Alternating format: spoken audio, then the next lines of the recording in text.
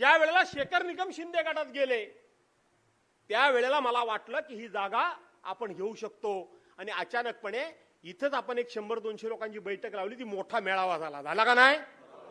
संदीप कोलगे वगैरे आलीत काय जुनी मंडळी का नाही? चंद्रकांत सुवारबीवर आलीत काय? प्रकाशराव वगैरे मला भेटले, चंद्रकांत सुवार नाही आले?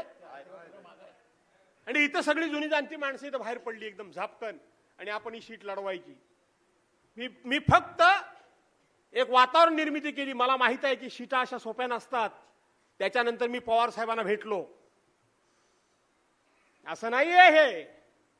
पवार साहेबांना भेटलो, म्हटलं ही तुमच्या पक्षाची जागा आहे, तुम्ही लढवणार नाही, ती आपल्याला जिंकून यायला पाहिजे, मला आशीर्वाद देणार, जा म्हणले लढा.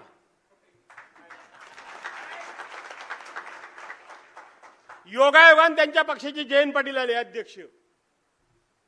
मीच सांगितलं, म्हटलं जयंतराव साहेब